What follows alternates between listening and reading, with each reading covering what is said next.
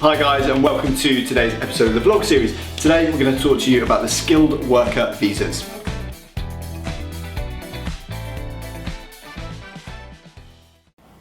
Okay, so the skilled worker visa system has replaced what was previously the Tier 2 visa system.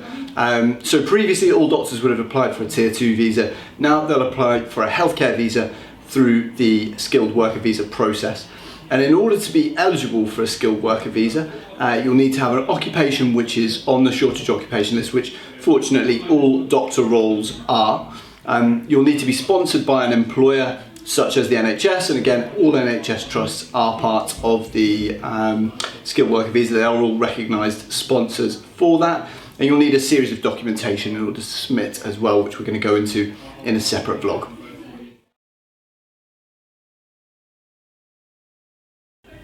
Okay, so if you're applying for a skilled worker visa outside of health and care, outside of the role as a doctor or a nurse, it will cost you £464 for up to 3 years.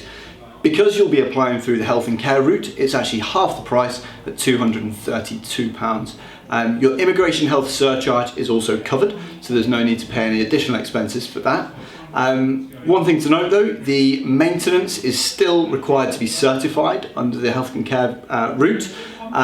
If your employer chooses to tick that as a sponsor, an A-rated sponsor on your certificate of sponsorship, then there's no need to hold any money in your account. However, if they choose not to sponsor you for maintenance, then you'll need to have had £1,270 in your bank account for at least the last 28 days. Check with your HR department and check on your certificate of sponsorship when it's issued to you. Okay, so the process for applying for your skilled worker visa, I'll take you through the broad steps of the process. We're going to go into more depth on the exact documentation that you need to provide, because that's quite an in-depth part of it in a separate vlog, which we'll link to at the end of this one. So first and foremost, once you've secured your role with the NHS, you should request a certificate of sponsorship from the HR department. Now, a certificate of sponsorship is basically the trust saying, okay, here's the job that we have and all the details that pertain to it, and they'll assign your details, your passport number, and all of your personal information to the certificate. So you're basically given a certificate that says the trust are sponsoring you as an individual to come and work in the particular job at that trust. So once you've got that in hand, it's a single A4 page of documentation, has all the relevant information. The certificate of sponsorship number is the specific part that you need in order to make your application. You can go online, follow the gov.uk steps. It's quite a straightforward form. However, there are some questions that do come as kind of curveballs and a bit of a surprise to people. So feel free to email those questions in if you're unsure on how to answer any of them. Work your way through there though. Pay the fee and you'll be invited to a biometrics appointment in your local VFS centre.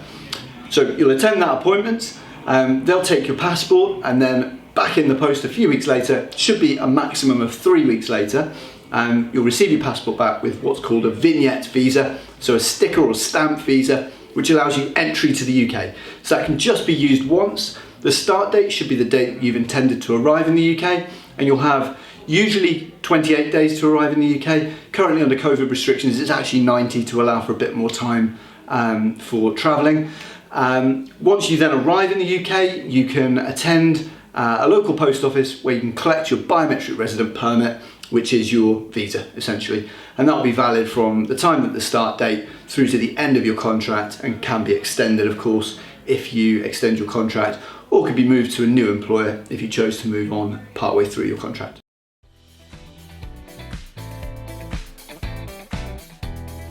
Thank you so much for listening to today's episode of the vlog.